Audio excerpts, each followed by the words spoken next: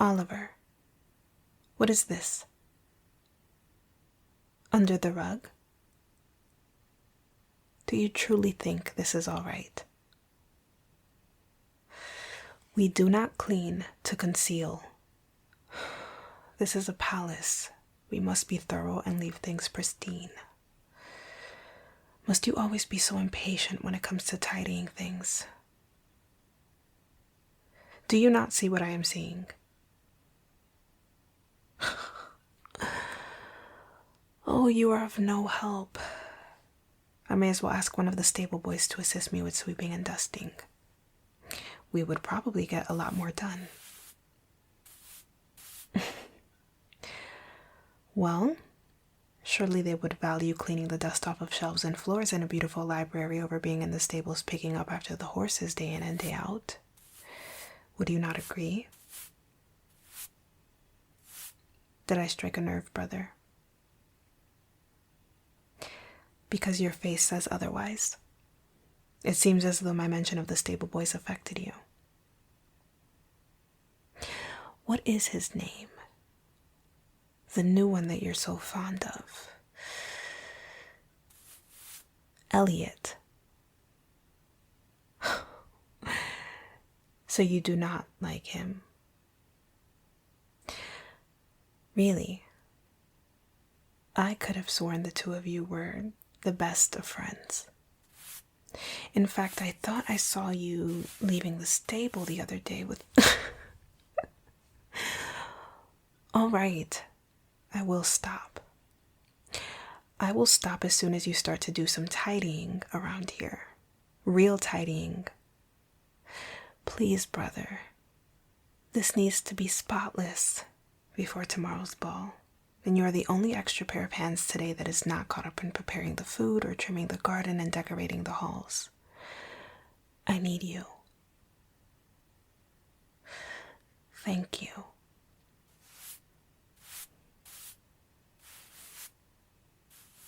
What? I am not. This is a distraction for me. It is keeping me busy. Of course, I thought about it. It is all I think about. Escape plans. I practically dream of them. The problem is they always turn into nightmares where everything goes wrong. You know I do, brother. You know I am in love with her. Can I tell you something? When we were in the carriage on the way back from the park, I had a million hopes and dreams. I even thought I saw a way out of all of this, or I thought I could at least make a way out for us, but reality set in rather quickly. I regretted telling the princess of my ideas and sharing my naive optimism. I should have never done that. I should have never told her I would flee from here with her if that is what she wanted in the first place. Because it is a terrible feeling to live your life in an eternal fantasy. And a worse one to drag another into it with you. To watch the person you love have their eyes filled with all the hope in the world at your words and plans. Only to realize those things will never come to fruition. Not without great, great risk. A risk I am not willing to involve her in. It's painful. No. The princess has refused to speak more than just a few words to me since then. She thinks I have resigned myself to the idea of her marrying that wretched man and submitted to the ways of things. She has avoided me to the best of her ability since that day. She feels as if I have given up. And who am I to revive that naive hope when all of my own actions since then have seemingly proven otherwise? What am I to do, brother? I am expected to move mountains, and as much as my heart may want to, I'm just. Love is not enough, and this is not a fairy tale. I do not have that kind of power. You sound just like her. Always reaching and pushing, wanting me to find escapes where there are none. Need I remind you that I am penniless, with no title and nothing but a heart to offer? I know that means nothing to the princess and seemingly nothing to you now, but it means everything to me. I cannot offer her the protection she needs, and that is simply not all right with me. Is that the queen? The queen's here. Your Majesty. No. No. Oliver was just helping me tidy the library for tomorrow's ball and the following wedding festivities.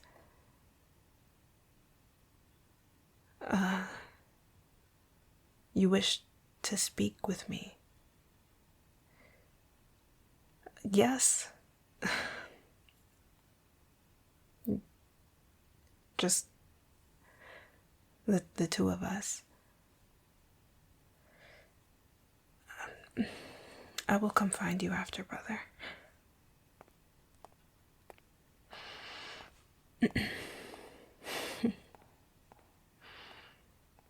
Your Majesty, should I bring anything before we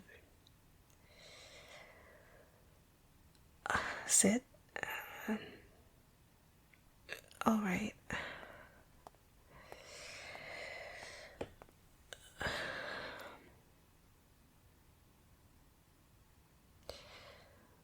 Oh.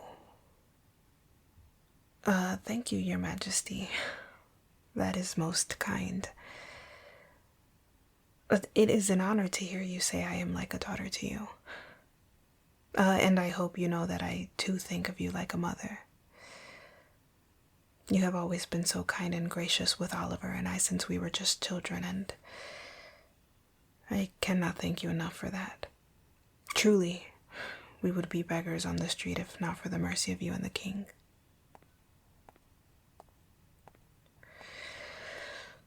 The princess?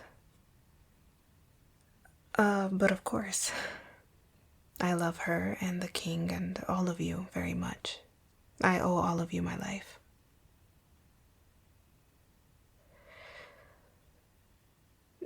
I am not sure what you mean. No, my queen, I do not wish to confuse you. I am simply not sure of what you are referring to. My age is 24, yes. Yes, Yes, I suppose that is rather old to be without a husband.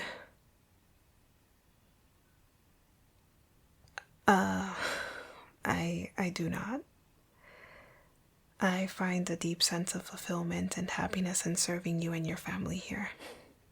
I believe my purpose lies within these walls.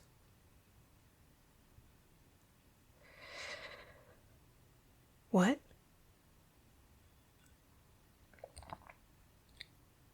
I do not know. No, I do not know much of what lies beyond them. Yes. I have thought about it, though.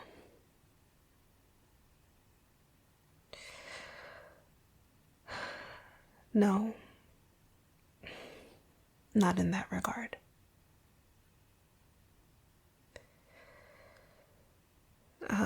I am not sure. I suppose that will be up to you and the princess. Once she is married, if you both still see it fit that I be her maid, I will gladly follow her into her new home in life. That is right. I would follow her even as a married woman. If she still wanted me as a maid, of course.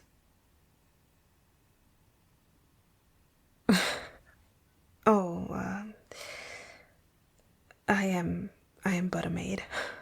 I have no real right to comment on her betrothed. Oh, well, my queen, since you are asking my opinion of him, he seems rather insipid. Whenever I have chaperoned during their courtship, I notice nothing but their differences. She is so full of life and wanting adventure and freedom, as she always has. And he is wanting a docile wife, a gentle, tame woman, a woman who will bear his children, who will always listen to him and do so happily. It makes me sad for her future. However, they do share a prominent similarity, and that is that they come from royalty. So she will always be in good hands in that regard. The king did well in choosing him for the purpose of security, even if I can't. I am sorry. I spoke too much, Your Majesty. I did not mean to offend or insert my unwanted opinion. What? You agree? No. I do not think she loves him. I know she does not.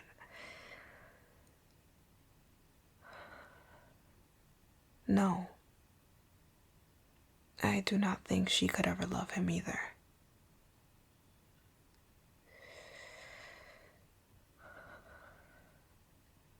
Are you saying? Then I must respectfully agree with you, Your Majesty. I do not think she could ever love him or any other man. Not in that way.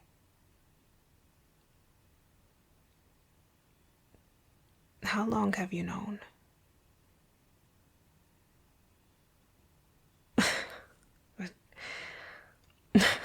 She was just a child. Surely when she told you she would marry me, it was nothing but a humorous moment at the time. If you have known that long, then you must also know.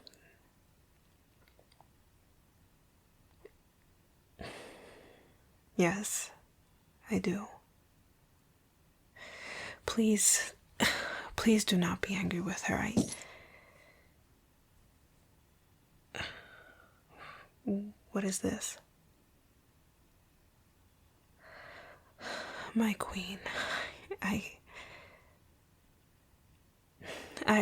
respect that you want her to be happy with someone she loves and is happy with, but without any intention of offending you. How could you think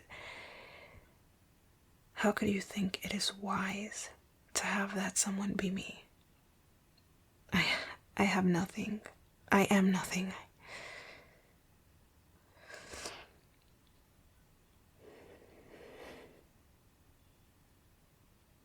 Thank you for thinking so highly of me. For believing I could ever give your daughter that kind of life. I only wish I could.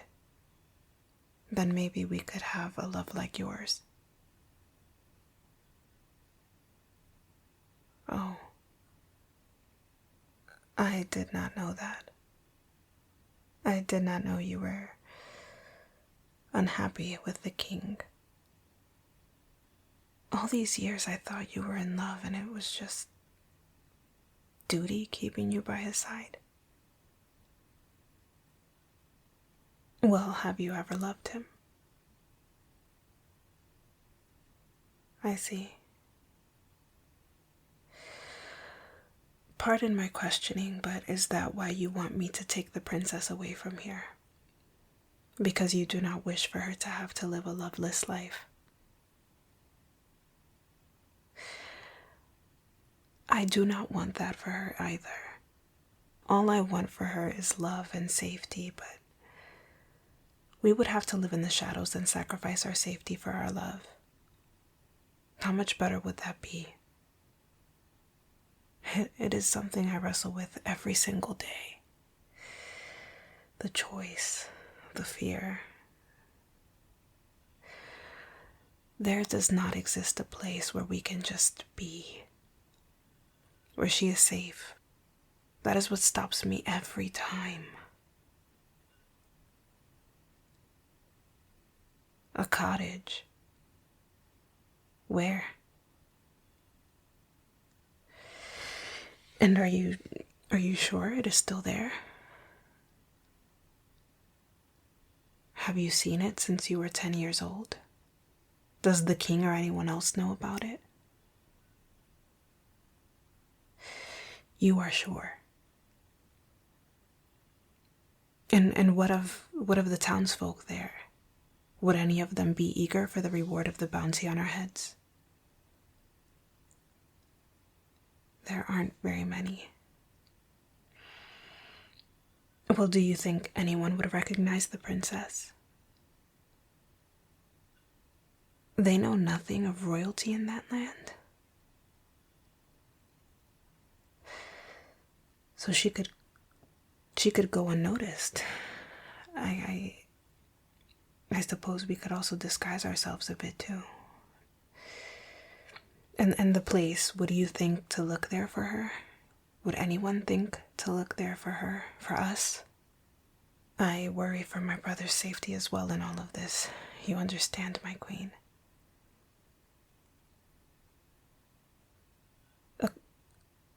Across the sea? My queen, this is the biggest risk I could ever take in my life, and you are encouraging it.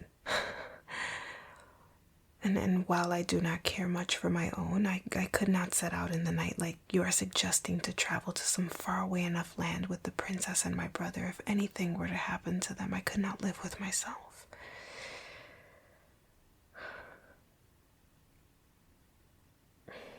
Yes, that is what true love is. A risk, I know that. But I cannot lose anyone else in my life. I just want to be happy. I want to marry her. I want to make her happy. And I want to keep her safe and my brother safe while I do all of that. None of this seems safe for anyone. Even you. What of you?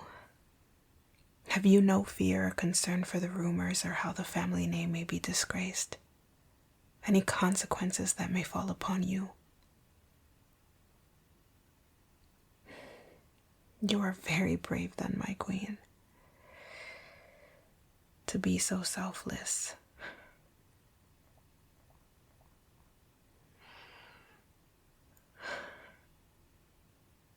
You are right. No, you are right. Every embrace we have shared has never been that. No look, no smile, no joke, no hug. Nothing of what we do has ever been safe. And still we embrace anyway. Any way we can, any chance we get, still we do it. Still we find a way to show our love.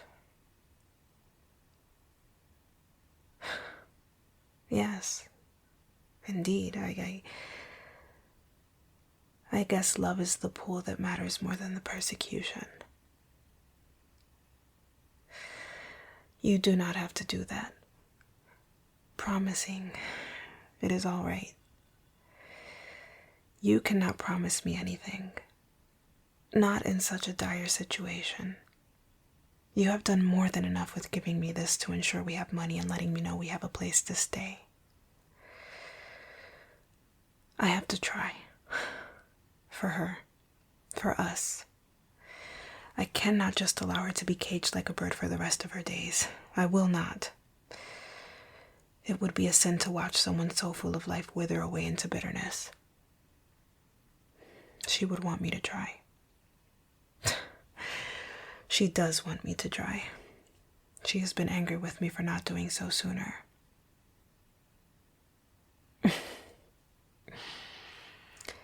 That is your daughter. She is a stubborn one. But I adore her for it. May I give you a hug?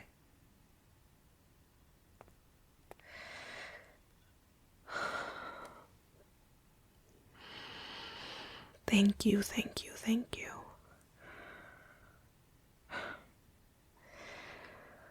I promise I will dedicate my every day to making her happy and you proud. I vow to it. I will not let you down.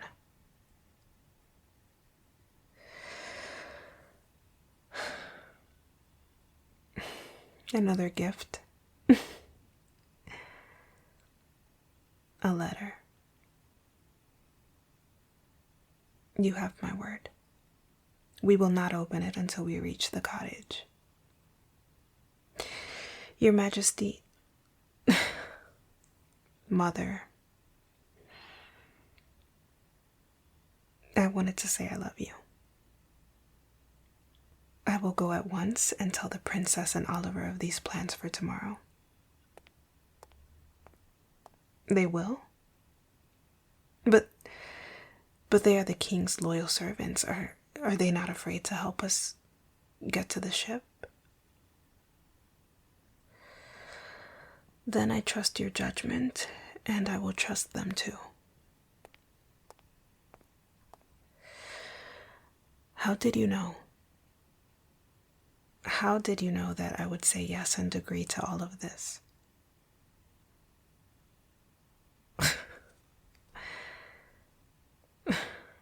I suppose the way I look at her was always a confession to you, but a secret to others then. They do say a mother always knows.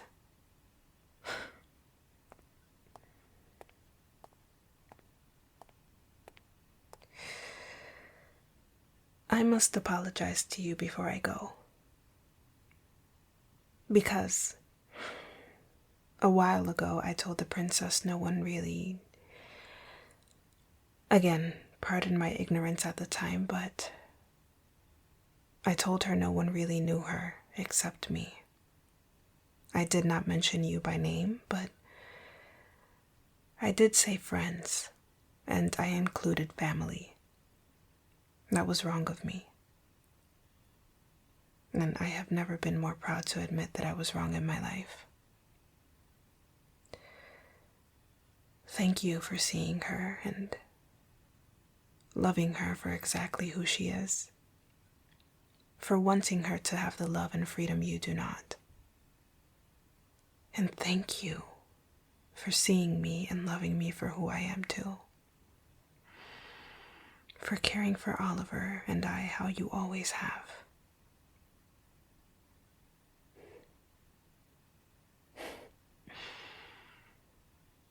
As you wish.